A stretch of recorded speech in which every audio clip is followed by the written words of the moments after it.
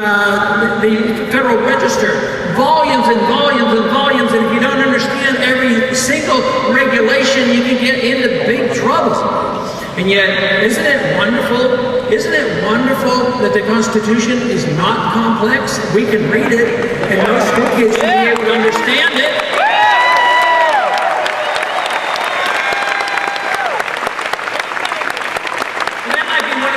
The Constitution is not taught in our public schools because if we raise up a new generation of individuals, they might realize that this whole system of government that we're inheriting and that we're working with and trying to change is unconstitutional. We shouldn't have it.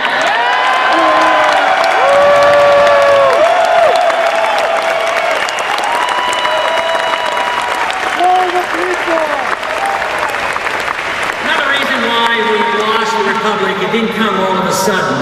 It has come slowly and insidiously. The last 100 years has been tough on the Republic. But it started immediately after the Constitution. I mean, the Jeffersonians argued with the Hamiltonians, and they talked about central banking and big government and sedition acts. And so the fights were going on very early to undermine these principles that the founders understood. But today, it's been more rapid, it's insidious and slowly. But I think what has lulled so many people to sleep has been that we have been pretty prosperous. We're still fairly prosperous, but there is a big difference today, and why the people are awakening is they know that it's an illusion.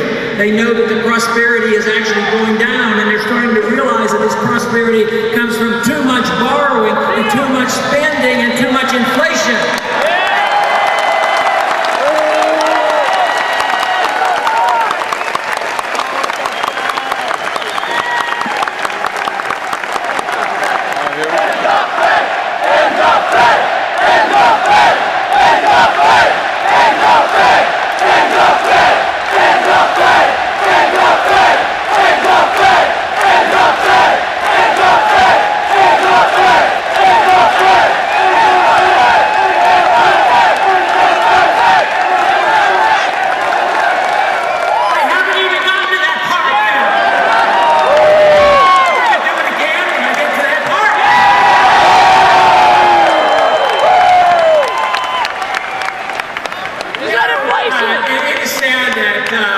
We are having this threat of terrorism because of the clash of civilization. Another civilization wants to attack us because we are a certain civilization.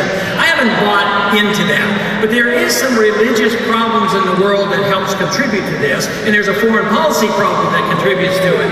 But I do believe that there is a real clash and argument between radical Muslim fundamentalists in contrast to secular Muslims. It just happens that we as a nation have allied ourselves with secular Muslims, imposed our will by propping up these puppet governments in the Middle East, antagonizing and actually giving motivation to the radicalism that wants to come here to kill us.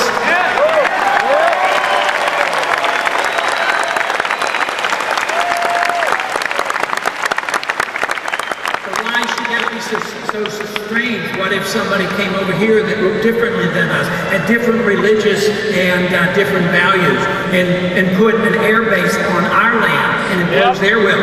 The one good thing that would come of that is this whole country would be totally unified because we would resent the enforcement and the occupation of any foreign power on our land.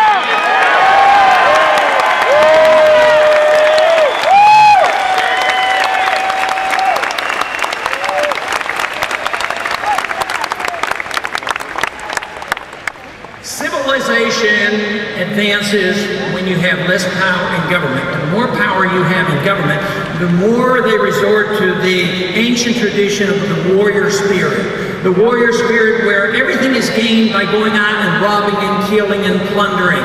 And today it's a little bit different. They plunder through inflating the currency and taxation, but it's still plundering, but it's power in the hands of government. We had an example, a beautiful example of minimal power in our government, and then we had maximum productivity and maximum wealth. But today we think too much of the wealth and believe that government provides this, rather than understanding that wealth and prosperity comes from freedom and productivity and not from the government.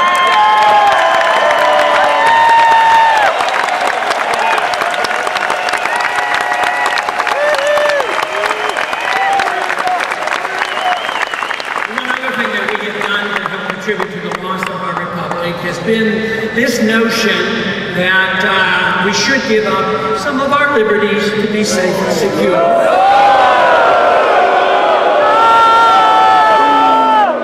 There is absolutely never a reason to give up 1 ounce of freedom for the sake of security. It won't work.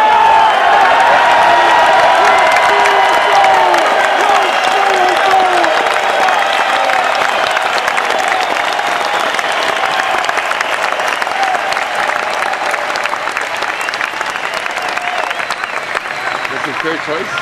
Besides our foreign policy, there were a few other problems that contributed to 9/11.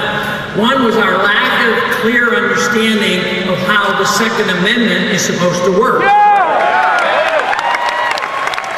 And once again, even before 9/11, it was assumed the government would take care of us and be safe. They were in charge of airport security, and they after some hijacking in the 70s, that we were all taught, one thing you never do is resist anybody that wants to take over an airplane, and certainly the airlines wouldn't be allowed to have guns on the airplane.